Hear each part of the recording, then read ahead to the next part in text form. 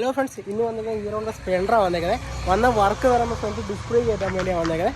നമുക്ക് പൾസറിൻ്റെ ഡിസ്പ്ലേക്ക് അസംബ്ലിയാണ് വന്നേക്കുന്നത്. സെക്കൻഡ് നമ്മൾ ഐറ്റം നമ്മൾ എടുത്തേക്കുന്നത്. നമ്മൾ വന്ന ഐറ്റംസ് പറയുമ്പോൾ ഫ്രണ്ട് ഡിസ്ക് അസംബ്ലി, അതുകൊണ്ട് 2 ഷോക്ക് അബ്സർ, അതുകൊണ്ട് ഫ്രണ്ട് ബ്രേക്ക് സെറ്റ്, ഇത്ര നമ്മൾ ഐറ്റംസാണ് വന്നേക്കുന്നത്.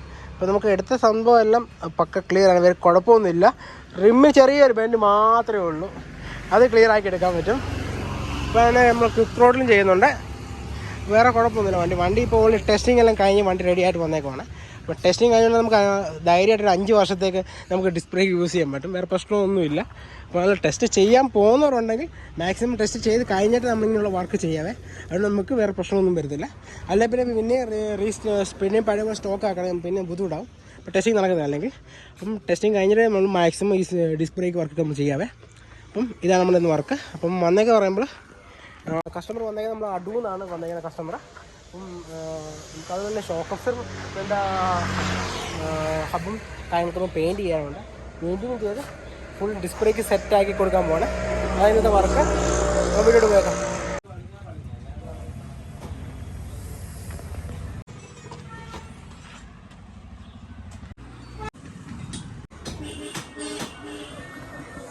വണ്ടി ഇപ്പോഴത്തെ ലുക്കാണ് സ്പ്ലെൻഡറിനെ. ഇനി ഇത് കഴിഞ്ഞ് വർക്ക് കഴിഞ്ഞ് നോക്കാം.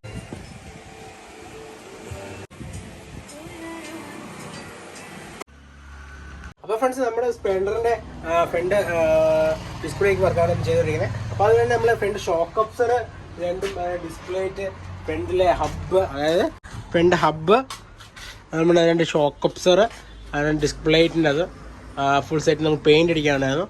അപ്പോൾ നമ്മൾ പഴയ പെയിൻറ്റ് ഫുള്ളും പെയിൻറ്റ് റൂമർ വെച്ച് ഫുൾ ക്ലീൻ ചെയ്ത് റിമൂവ് ചെയ്ത് കളഞ്ഞിട്ടാണ് മാത്രമാണ് നമ്മൾ പെയിൻറ്റ് ചെയ്തേക്കുന്നത്. നമ്മൾ സിൽവർ കളറാണ് ചെയ്തേക്കുന്നത്, സിൽവർ കളറാണ് പെയിൻറ്റ് ചെയ്തേക്കുന്നത്. ഇപ്പം നമ്മൾ ലാസ്റ്റ് ഫൈനലായിട്ട് ക്ലിയർ അടിച്ചിട്ടേക്കുവാണ്. ഇനിയിപ്പോൾ നമുക്കിനി ഇത് സെറ്റ് ചെയ്യാനുണ്ട്. ഇനി ബാക്കി ഫ്രണ്ടിൽ അവിടെ ബ്രേക്കിൻ്റെ വർക്ക് നടന്നുകൊണ്ടിരിക്കുകയാണ്. അപ്പോൾ അതുകൊണ്ട് നമുക്കിനിയും ഇതൊന്ന് ഡ്രൈ ആയിട്ട് ഉണങ്ങി കഴിഞ്ഞാൽ നമുക്കിനി കൊണ്ട് സെറ്റ് ചെയ്യണം. അപ്പോൾ നമുക്ക് പോയേക്കാം.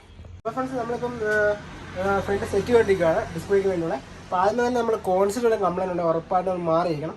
അല്ലെങ്കിൽ പിന്നെ നമ്മൾ ഡിസ്ക് ബ്രേക്ക് ചെയ്യുമ്പോൾ എളുപ്പം തന്നെ കോൺസിൽ കംപ്ലൈൻറ്റ് ആവും. അങ്ങനെ ഒരു പ്രശ്നമുണ്ട് സ്പ്ലെൻഡറിനൊക്കെ.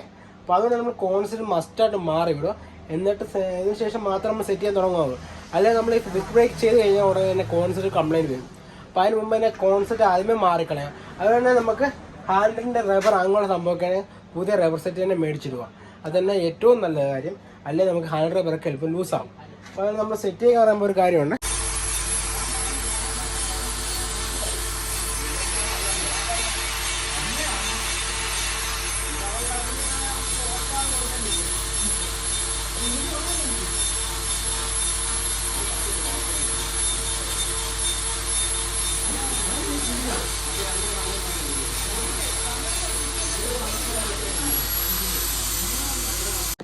നമ്മൾ ലെയ്ത്തിൽ കൊണ്ട് നമ്മൾ ടീ സ്റ്റമ്പ് ഈ ഒരു ഭാഗം നല്ല രീതിയിൽ ഗ്രൈൻഡ് ചെയ്ത് ലെവലാക്കി എടുത്തിട്ടുണ്ട്.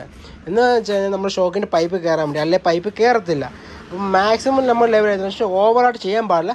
ചെയ്ത് കഴിഞ്ഞാൽ എന്നിട്ട് നമുക്ക് സ്ട്രോങ്ങിൻസ്, അതിൻ്റെ ആ സ്ട്രോങ്ങിൻസ് നഷ്ടപ്പെടും. മാക്സിമം ആവശ്യമുള്ള അത്ര മാത്രം നമ്മൾ സെറ്റ് ചെയ്തെടുത്തുള്ളൂ. അതിന് ഫ്രണ്ട് നമുക്ക് കാലിബർ ബ്രേക്ക് സെറ്റ് ചെയ്യാൻ പോകണം. അപ്പോൾ അത് നമ്മൾ ഫുള്ള് സെക്കൻഡ് ഹാൻഡാണ് കസ്റ്റമർ കൊണ്ടുവന്നത്. ഫുൾ പാർട്സും കസ്റ്റമർ കൊണ്ടുവന്നതാണ്. സെക്കൻഡ് ഹാൻഡ് കൊണ്ടുവന്ന തന്നെ നമ്മൾ ഫുൾ അകത്തെ ഫ്ലൂയിഡ് മൊത്തം എടുത്ത് കളഞ്ഞ് ഫുള്ള് ക്ലീൻ ചെയ്തുകൊണ്ടിരിക്കുകയാണ്. ഇപ്പം ക്ലീൻ ചെയ്ത് താഴത്തെ പിസ്റ്റനും ഡിസ്പ്ലേക്കിൻ്റെ പിസ്റ്റനും ഊരിക്കൊണ്ടിരിക്കുകയാണ്. ഊരിയെടുത്ത് ഫുള്ള് ക്ലീൻ ചെയ്ത് നീറ്റായിട്ട് വേണം നമ്മൾ പുതിയ സെറ്റ് ചെയ്യാൻ വേണ്ടത്. അല്ലെങ്കിൽ നമുക്ക് ബ്രേക്കിംഗ് കറക്റ്റ് ആയിരിക്കത്തില്ല. അപ്പോൾ അതാണ് നമ്മളിപ്പോൾ സെറ്റ് ചെയ്തുകൊണ്ടിരിക്കുന്നത്.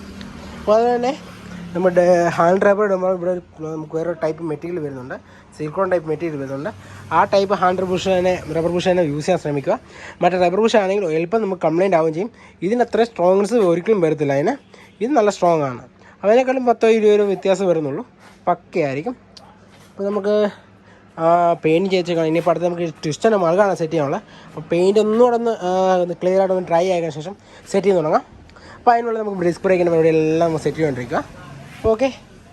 അപ്പോൾ നമ്മുടെ സ്പ്ലെൻഡറിൻ്റെ പെയിൻറ്റിങ്ങെല്ലാം കഴിഞ്ഞ് സാമ്പ ഈ ഒരു കണ്ടീഷനിലേക്ക് ഇട്ടിരിക്കുന്നത്. മെറ്റാലിക്കല്ല, സാധാ സിൽവർ നമുക്ക് സെറ്റാക്കി എടുത്തിട്ടുണ്ട്. ഇനി ഫിറ്റ് ചെയ്യാൻ നോക്കാം. ഫ്രണ്ട്സ്, നമ്മൾ ഫിറ്റിങ്ങെല്ലാം തുടങ്ങിക്കഴിഞ്ഞു. ഓൾറെഡി ഫ്രണ്ട് ഡിസ്ക് ബ്രേക്കിൻ്റെ MC കിറ്റും കാര്യങ്ങളും മാറി ബ്രേക്ക് സെറ്റായിട്ടുണ്ട്. ഇനി നമ്മൾ ഷോക്ക് സെറ്റ് ചെയ്യാൻ പോവാണ്. ഓൾറെഡി ഒരു ഷോക്ക് ജസ്റ്റ് ഒന്ന് കയറ്റി വെച്ചിട്ടുള്ളൂ. ഇനി ഷോക്ക് സെറ്റ് ചെയ്യണം വേണം നമുക്ക് ഫ്രണ്ട് മൾഗാർഡ് സെറ്റ് ചെയ്യാനുള്ള അങ്ങനെ പരിപാടി. അപ്പോൾ ഫിറ്റ് തുടങ്ങിയേക്കാം. ഫ്രണ്ട്സ് നമ്മൾ സെറ്റ് ചെയ്യുന്നത് ഫ്രണ്ട് മൾഗാർഡ് ഹോണ്ട ട്വിസ്റ്ററിൻ്റെ മൾഗാർഡ് നമ്മൾ സെറ്റ് ചെയ്യാൻ പോകുന്നത്. അപ്പം ഇത് ഒറിജിനൽ അല്ല, ലോക്കലാണ്. എന്നാൽ പോലും നമുക്ക് സെറ്റ് ചെയ്യാൻ പോവാണ്. ക്വാളിറ്റി അത്ര പോരാ, എന്നാലും കുഴപ്പമില്ല, നമുക്ക് സെറ്റ് ചെയ്യാൻ പറ്റും. അപ്പോൾ എക്സ്ട്രാ നമുക്ക് 4 ഹോണ്ട ക്ലാമ്പ് വേണം. അത് നമ്മൾ വെച്ച് നമ്മൾ സെറ്റ് ചെയ്യാൻ പോകുന്നത്. നമുക്ക് സെറ്റ് ചെയ്ത് നോക്കാം.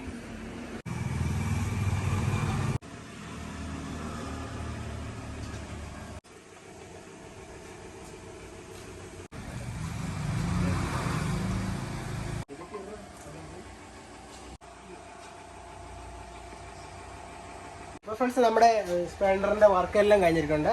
നമ്മുടെ ഫ്രണ്ടിൻ്റെ ഡിസ്പ്ലേക്ക് വർക്കാണ് നമ്മൾ വന്നേക്കുന്നത്. അത് നമുക്ക് ഫ്രണ്ട് മൾഗാർഡ് ട്വിസ്റ്ററിൻ്റെ മൾഗാർഡ് സെറ്റ് ചെയ്തിട്ടുണ്ട്. അത് നമുക്ക് ക്വിക്ക് ത്രോട്ടിൽ സെറ്റ് ചെയ്യുന്നുണ്ട്. അതാണ് അതിൻ്റെ വർക്ക്.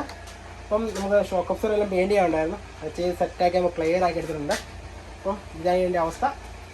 അപ്പോൾ വണ്ടി ഇപ്പോൾ പക്ക ക്ലിയർ ആക്കി എടുത്തിട്ടുണ്ട്. ഇനിയിപ്പോൾ നമുക്ക് ഇതുപോലത്തെ വർക്കുണ്ട്, കമൻറ്റ് ചെയ്യുക.